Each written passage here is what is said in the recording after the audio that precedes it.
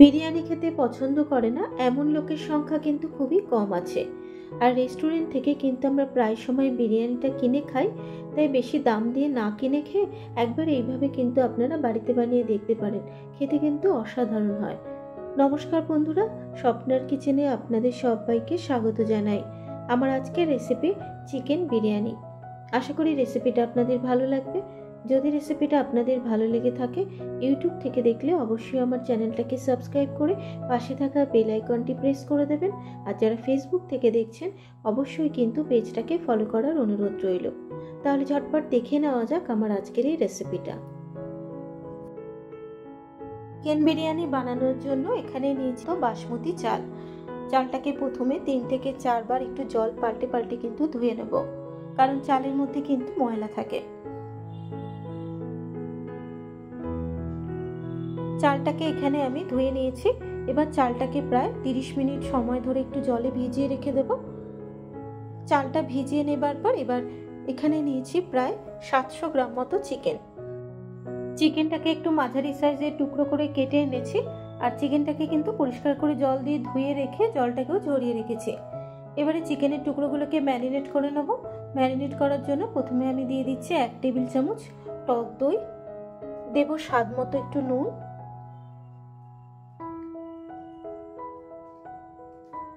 দেব half চা চামচ হলুদ গুঁড়ো, খুব বেশি কিন্তু হলুদ দেওয়ার দরকার নেই। দেব একটু ঝাল লঙ্কার গুঁড়ো হাফ চা চামচ, আর কালারের জন্য একটু দিয়ে দিচ্ছি 1 টেবিল চামচ মতো একটু কাশ্মীরি লঙ্কার গুঁড়ো।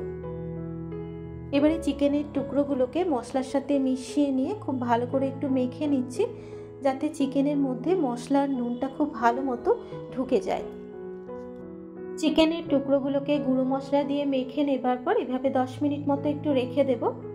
আর বিরিয়ানির জন্য এখানে আলুটাকেও কেটে নিয়েছি। আলুটাকে একটু বড় বড় টুকরো করে কেটেছি। এবার আলুগুলোকে প্রথমে একটু সেদ্ধ করে নেব। সেদ্ধ করার জন্য কড়াইয়ের মধ্যে বেশ কিছুটা পরিমাণে জল দিয়েছি। তার মধ্যে দিয়ে দিলাম হাফ চা চামচ হলুদ গুঁড়ো আর দিয়ে দিলাম স্বাদ মতো নুন। এবারে আলুগুলোকে দিয়ে মিনিট 10 ঢেকে রেখে আলুগুলোকে একটু সেদ্ধ হতে দেব। 10 মিনিট পর এবার আমি ঢাকনাটাকে খুলে একটু চেক করে নেব যে আলুগুলো সেদ্ধ হয়েছে নাকি। আলুগুলোকে কিন্তু খুব বেশি সেদ্ধ করার দরকার নেই। 70% মতো করে আমি আলুগুলোকে সেদ্ধ করে নিয়েছি। এবার আলুগুলোকে জল ছড়িয়ে একটা প্লেটের মধ্যে তুলে নেব। আলুগুলো সেদ্ধ হয়ে যাবার পর এবার চিকেনের জন্য একটা মশলা তৈরি করে নেব। মিক্সিং জারের মধ্যে দিয়ে দিচ্ছি একটা বড় সাইজের টুকরো করে কেটে নেওয়া পেঁয়াজ, দিয়ে দিচ্ছি 1.5 ইঞ্চি মতো আদার টুকরো, 10 থেকে 12টা রসুনের কোয়া, আর দিয়ে দেবো 5-6টা কাঁচা লঙ্কা। এবারে ঢাকনাটাকে বন্ধ করে আদা, রসুন, পেঁয়াজ, কাঁচা লঙ্কার একটা মিহি পেস্ট তৈরি করে নিয়েছি। তবে মশলাটাকে এখানে কিন্তু খুব বেশি মিহি করে বাটিনি। মশলাটা বেটে নেবার পর এবার মাংসের মধ্যে আমি মশলাটাকে দিয়ে দেব।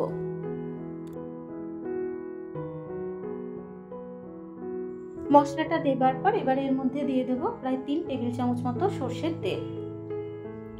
মশলার তেলটা দেবার পর এবার মাংসের সাথে মিশিয়ে নিয়ে মাংসটাকে খুব ভালো করে একটু মেখে নেব।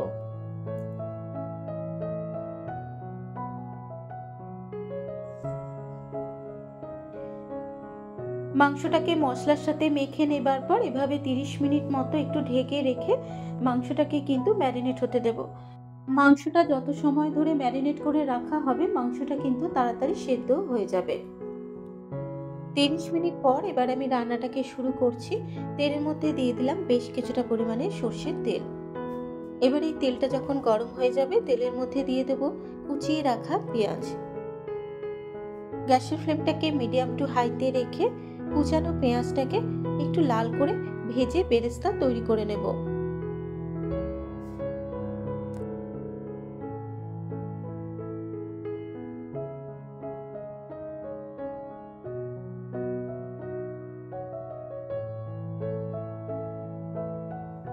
মিনিট 5-7 ক্রমাগত নাড়াচাড়া করে নেবার পর পেঁয়াজটা যখন ঠিক এরকম লাল করে ভেজে নেওয়া হয়ে যাবে এবার এই ভাজা পেঁয়াজটাকে আমি তুলে নিচ্ছি। তবে পুরো বেরেস্তাটা তুলে নিচ্ছি না, অর্ধেকটা বেরেস্তা আমি কড়াইয়ের মধ্যে রেখে দিলাম।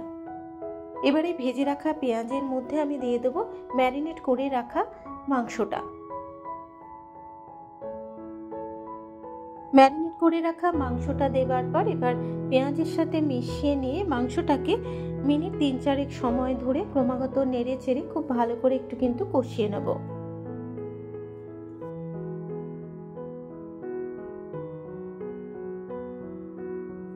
মিনিট 4 সময় ধরে মাংসটাকে খুব ভালো করে কষিয়ে নেবার পর এবার গ্যাসের ফ্লেমটাকে লোতে রেখে মিনিট 10 ঢেকে রেখে মাংসটাকে কিন্তু একটু কষিয়ে নেব। 10 মিনিট পর এবার আমি ঢাকনাটাকে খুলে মাংসটাকে একবার একটু নাড়াচাড়া করে নেব। আর ঢাকা দেওয়ার ফলে কিন্তু মাংস থেকে বেশ কিছুটা পরিমাণে জল বেরিয়েছে, তাই আলাদা করে কিন্তু মাংস সেদ্ধ করার জন্য আমি এখানে জল দেব না। এইভাবে গ্যাসের ফ্লেমটাকে লোতে রেখে মাংসটাকে খুব ভালো করে কিন্তু একটু কষিয়ে নিলে হবে। মাংসটা কষিয়ে নেবার পর এবার এর মধ্যে আমি দিয়ে দেবো বিরিয়ানি মশলা। তবে আমি বাজার থেকে এই মশলাটা কিনে এনেছি, আপনারা চাইলে ঘরেও তৈরি করে নিতে পারেন। যেহেতু আমার ঘরে তৈরি করা ছিল না, তাই কিন্তু আমি বাজার থেকে কিনে এনেছি। বিরিয়ানি মশলাটা মাংসের মধ্যে দেবার পর এবার মাংসের সাথে খুব ভালো করে একটু বিরিয়ানি মশলাটাকে মিশিয়ে নেব।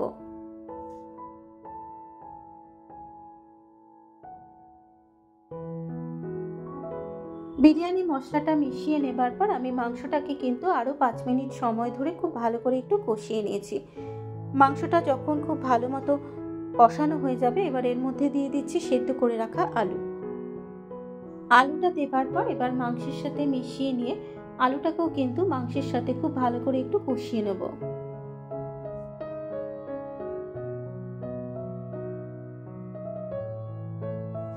আলুটা মাংসের সাথে কষানো হয়ে যাবার পর এবার আবারও মিনিট 5 ঢেকে রেখে মাংসটাকে একটু রান্না করে নেব।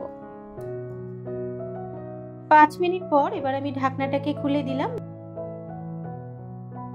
বিরিয়ানির মাংস আর আলুটা কিন্তু খুব ভালো মতো সেদ্ধ হয়ে গেছে, আর গ্রেভিটাও কিন্তু বেশ শুকনো শুকনো হয়ে গেছে। বিরিয়ানির জন্য মাংসটা কিন্তু একদম তৈরি। এবারে গ্যাসের ফ্লেমটাকে বন্ধ করে আমি বিরিয়ানির মাংসটাকে একটু ঢেকে রেখে দেব। এবারে বিরিয়ানির জন্য ভাতটাকে তৈরি করে নিতে হবে। এবারে একটা পাত্রের মধ্যে আমি বেশ কিছুটা পরিমাণে জল গরম করতে দিয়েছি। জলের মধ্যে দিয়ে দিচ্ছি তেজপাতা, গোটা গরম মশলা, গরম মশলার মধ্যে 2টো দারচিনি, 4টে এলাচ, 4টে লবঙ্গ দিয়ে দিলাম। স্বাদ মতো একটু নুন দিয়ে দেবো। আর দিয়ে দিচ্ছি ভাতটা ঝরঝরে হওয়ার জন্য একটা গোটা পাতিলেবুর অর্ধেক পাতিলেবুর রস। আর দিয়ে দেবো এখানে 2 টেবিল চামচ মতো সাদা তেল। এবারে জলটাকে একটু ভালো করে প্রথমে গরম করে নেব। জলটা যখন খুব ভালো মতো ফুটে আসবে এবার এর মধ্যে আমি ভিজিয়ে রাখা বাসমতি চালটাকে দিয়ে দেবো। চালটা দেবার পর এবার চালটাকে একটু ফুটতে দেব। ভাতটা হতে হতে এবার একটা বাটির মধ্যে নিয়ে নিয়েছি উষ্ণ গরম দুধ। এবার এই দুধের মধ্যে দিয়ে দেবো খুব সামান্য পরিমাণে একটু জাফরান দিয়ে দেবো, 1 টেবিল চামচ মতো গোলাপ জল দিয়ে দেবো, আর 1 টেবিল চামচ কেওড়ার জল দিয়ে খুব ভালো করে দুধের সাথে মিশিয়ে নিচ্ছি। আপনারা চাইলে এখানে আতরও দিতে পারেন, আমি কিন্তু আর মিঠা আতর দিচ্ছি না। দুধের সাথে মিশিয়ে নিয়েছি। এর মধ্যে কিন্তু ভাতটাও খুব ভালো মতো সেদ্ধ হয়ে গেছে। আর ভাতটা যখন ঠিক 70% মতো সেদ্ধ হয়ে যাবে এবারে ভাতের ফ্যানটাকে ঝরিয়ে নেব। ভাতের ফ্যানটাকে ঝরিয়ে নেবার পর এবার বিরিয়ানির লেয়ারটাকে তৈরি করে নেব। নিয়েছি এখানে একটা কড়াই। কড়াইয়ের মধ্যে আমি দিয়ে দিলাম 1.5 চা চামচ মতো ঘি। আর ঘিটাকে কিন্তু এখানে আমি একটু গলিয়ে নিয়েছি। ঘিটা দেবার পর এবার ঘিটাকে কড়াইয়ের মধ্যে খুব ভালো করে একটু মাখিয়ে নিচ্ছি। ঘিটা কড়াইয়ের মধ্যে মাখিয়ে নেবার পর এবার এর মধ্যে প্রথমে আমি দিয়ে দেব ভাতটা। এখানে প্রায় 2 হাতা মতো ভাত দিয়ে দিলাম। ভাতটা দেবার পর ভাতের উপরে একটু বিরিয়ানি মশলা ছড়িয়ে দেব। খুব সামান্য পরিমাণে কিন্তু বিরিয়ানির মশলা দিচ্ছি। বিরিয়ানি মশলাটা দেবার পর এবার এর মধ্যে আমি মাংসটাকে ভাতের উপরে একটা একটা করে দিয়ে দেব। মাংস আর আলু একসাথেই দিচ্ছি। প্রথমে কয়েকটা মাংস আর আলু দেবার পর আবারও উপর থেকে একটু ভাত দিয়ে দেব।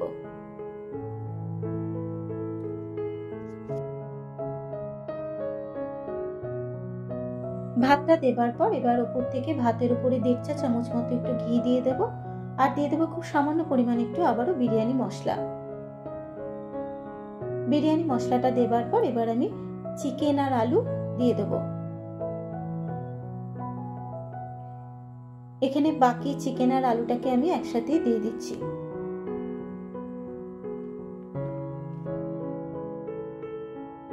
পুরো চিকেনটা দিয়ে দেওয়ার পর এবার উপর থেকে বাকি ভাতটাকেও দিয়ে দেব।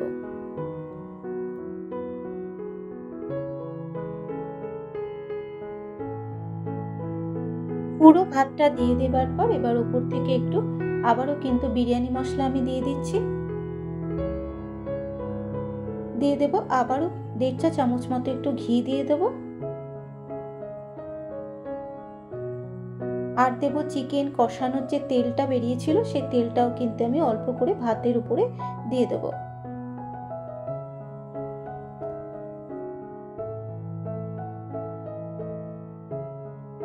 তেলটা দেবার পর এবার উপর থেকে একটু বেরেস্তা দিয়ে দেব।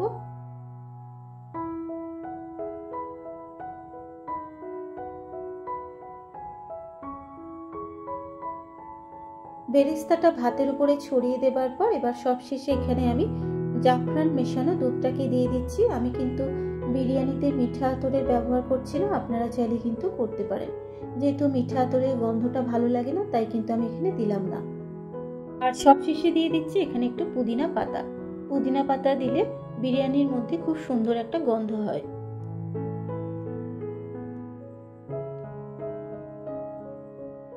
আপনারা চাইলে কিন্তু পুদিনা পাতাটাকে কুচিয়েও দিতে পারেন। পুদিনা পাতাটা দেবার পর এবার ঢাকনাটাকে বন্ধ করে আটা দিয়ে ঢাকনার মুখটাকে ঠিক এইভাবে কিন্তু একটু বন্ধ করে দেব। যেহেতু বিরিয়ানিটা দমে বসাবো তাই আটা দিয়ে মুখটাকে ঠিক এইভাবে বন্ধ করে একটা তাওয়ার উপরে কড়াইটাকে বসিয়ে গ্যাসের ফ্লেমটাকে লোতে রেখে মিনিট 15 বিরিয়ানিটাকে দমে রান্না করে নেব। 15 মিনিট সময় ধরে বিরিয়ানিটাকে আমি দমে রান্না করে নিয়েছি। এবারে কিন্তু আটাটাকে ছাড়িয়ে নেব।